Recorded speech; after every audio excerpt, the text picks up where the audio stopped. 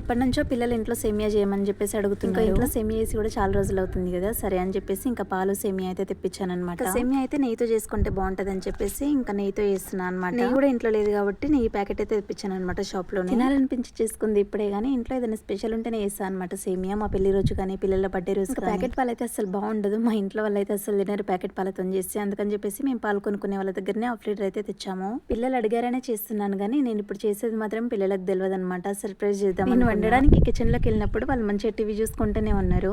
నేను సేమియా చేసి బయటకు వచ్చి చూసే వరకు పడుకున్నారనమాట పిల్లలిద్దరు. వాళ్ళకి నేను చేసేది చెప్పుంటే గనక అసలు పడుకోకుండా వెయిట్ చేస్తుండే అనమాట. అనవసరంగా చెప్పలేదు అనిపించింది నాకు. వాళ్ళిద్దరి కోసం సేమియా చల్లరబెట్టేసి కష్టం అనక లేపిన అనమాట ఇద్దరిని. ఎందుకంటే మార్నింగ్ కి మళ్ళీ గట్టి పడిపోతుంది కదా, అంత మంచిగా అనిపించదు అని చెప్పేసి ఇంకా వాళ్ళకి లేపి తినిపించేసాను అనమాట. భలే వచ్చిందబ్బా, టేస్ట్ అయితే ఎంత బాగుండేనో అసలు. ఇంకా సేమియా తినేసి ఫుడ్ కూడా తినకుండా పడుకుంటూ పోయామన్నమాట. ఎందుకంటే దాంతోనే కడుపు నిండిపోయింది. ఎందుకు మరి స్వీట్ తింటే కడుపు నిండిపోయినట్టు అనిపిస్తుంది అనమాట. అన్నం కూడా తినాలనిపించదు మళ్ళీ.